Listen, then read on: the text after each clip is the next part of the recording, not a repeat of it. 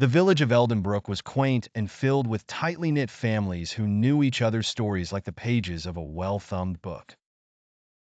However, beneath its peaceful facade, darkness brewed in the heart of one family, simmering quietly until it erupted into a tragedy that would leave the community baffled. Irene had arrived in Eldenbrook when she married Jonathan, a respected craftsman whose skill in woodwork was famed for miles around. He was a widower and a father to Elara, a sweet, gentle girl of 12 who retained the kindness and warmth her late mother embodied. At first, Irene seemed to fit seamlessly into the lives of Jonathan and Elara, bringing with her an air of sophistication and class. But slowly, the villagers noticed a shift. It began with the small, begrudging gestures. Irene's forced smiles, her icy stares that followed Elara whenever Jonathan was out of sight. She made little attempts to connect with the girl beyond the superficial, always maintaining a distance. Still, no one thought much of it. After all, adjusting to a new family could take time. Then there was the matter of the inheritance left behind by Elara's mother, a fortune carefully secured for her daughter's future.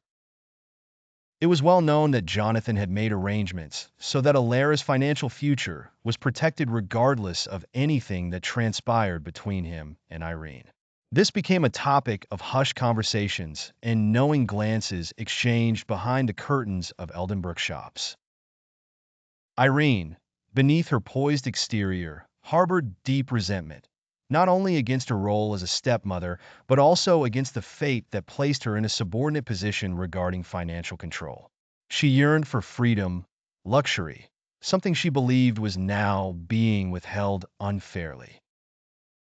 One chilly autumn evening, as leaves rustled with a whisper of impending winter, tragedy struck.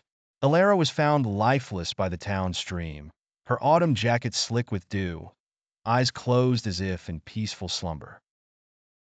The village was shaken to its core, plunged in a shock and despair at the loss of such a young, promising life.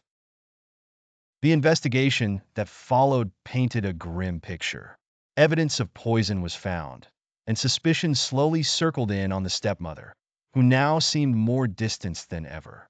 Irene's tight-lipped silence and vague explanations only fueled further speculation.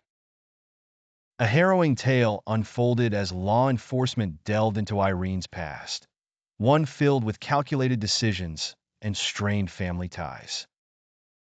Envious of her stepdaughter's assured future and overwhelmed by her own perceived misfortunes, she had meticulously planned to inherit what she felt was rightfully hers.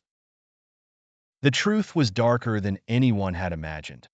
Irene's grudge was a poison she let seep into her own heart, leading her down the path of an irreversible crime. At the trial, Irene confessed, her stoic resolve finally breaking under the weight of her guilt and the stern gaze of the judiciary. The villagers had long whispered about the curse of greed, but never had Eldenbrook witnessed such a grim manifestation.